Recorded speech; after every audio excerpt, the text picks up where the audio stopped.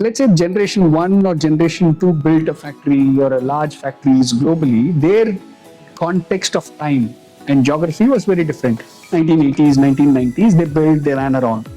And you have trained the next generation far better in finance or whatever, Harvard, Wharton, Ivy League.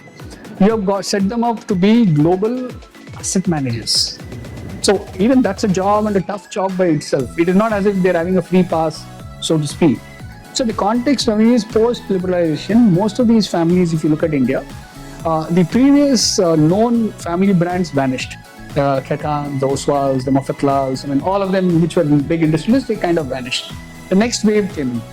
And in the last 10, 12 years, we're seeing the new wave of startups which are also getting listed and all of that. So where is that point about word called professional? Because today promoters are also professionals, well-educated, globally networked. They actually have run and built businesses. So they are professionals in their own right. So they wear two hats. One being the owner and two of being the manager also.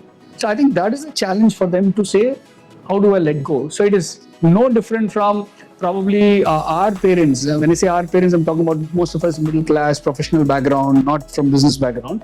Our parents expected something, right? You go to school, you go to college, become something, success was defined very differently. The business families are expecting the same, that their children will become probably not just wealth creators, but actually managing people. So for example, an industrialist has a factory, he employs 5,000 people, let's say 5,000 people. There's an entire ecosystem of 5,000 families being dependent on them. So the Indian promoters always say, you belong to my family. And I generally joke saying, I'm ready to change my surname if you'll give me 10% of your wealth. अगर सब लोग family है कुछ तो benefit चाहिए. So I think how do you come back and actually tell them that okay, today Blackstone or Warburg Pincus, any of the PE guys manage immense amount of wealth and get returns. But do they directly actually run factories and offices and manage people? No. Reality is no. So I think the industrialists are having that kind of a differential. Saying, I ran businesses where I directly manage so many people, so many customers, but you're only managing people or assets or portfolio companies. And I disagree with that because both are equally demanding and challenging jobs.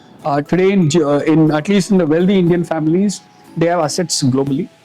So the complication of regulatory framework, taxation, compliance, it's very onerous. It's a full-time job and it's not easy. And you have to figure out what gives them kick in life. If somebody is a great CFO, you can't force him to become a CEO. It's the same logic, right? If the child has some competency. So the book actually speaks about this. What if your child is not even competent and you run a listed entity?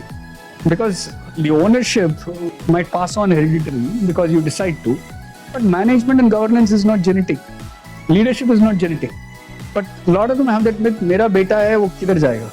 He has to come and run this company. And I think there the regulations are very silent.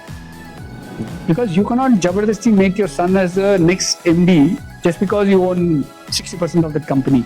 And that's a challenge which is a huge difference. The Western model of institutional ownership or even the family businesses, they don't really have their children necessarily inheriting the management role.